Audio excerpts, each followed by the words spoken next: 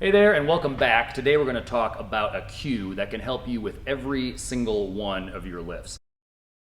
Now, I should be a little bit more precise. This is not technically a cue, but a type of a cue. And this is the idea of an overcorrection cue, or what I typically just call an over cue. So what you're doing with an over cue is you're exaggerating what you want to happen. So if this represents the technique that you're aiming for, and you're kind of on this end of the technique pendulum, you're cueing something that's on the opposite end of the technique pendulum. In other words, you're cueing something that is actually past correct in an effort to kind of hopefully cancel out and meet in the middle.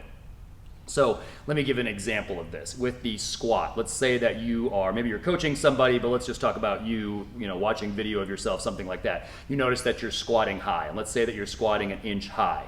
The first approach is to simply tell yourself, squat 1 inch deeper. Tell yourself the truth.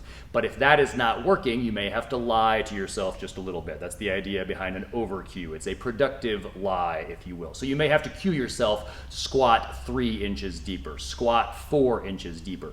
Do we actually want to squat 3 or 4 inches deeper? No, but squatting 1 inch deeper, that cue was not working. So we've got to exaggerate the picture in our head. This is the idea of an over cue.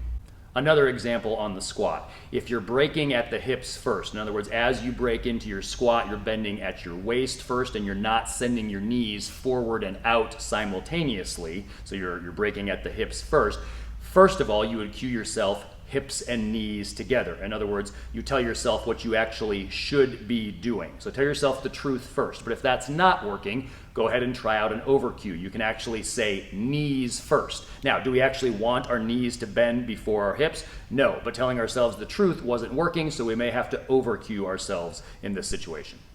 A few more examples. In the jerk, if you've got soft elbows overhead on the jerk, if you're doing a press out on the jerk, you can cue yourself to lock it before you land it. In other words, that's the cue, lock it before you land it. In other words, you want your elbows to lock out before your feet actually land on the floor. Again, this isn't actually what happens on a correctly executed jerk, but that's not the point. You're trying to over cue yourself to solve the problem of soft elbows or a press out on the jerk.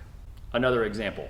On the deadlift, if you tend to raise your chest prematurely, remember that when we start the deadlift, you want to think push the floor or extend the knees to start the movement. But if you're raising your chest prematurely and you're pulling around your knees, you're not getting that knee extension, and you've already tried out the usual cues, push the floor, straighten the knees, things of that nature. You can actually cue yourself, you're over cueing yourself to make your hips go up first, or simply hips first. Now, again, this is not actually what we want to have happen. We don't want the hips to go before the shoulders, but again, this is an over cue.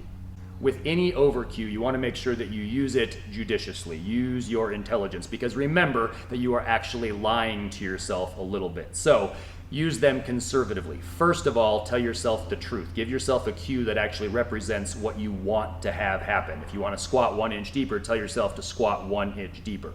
But if that is not working, then go ahead and try out an over cue. We hope this helps you get stronger and live better.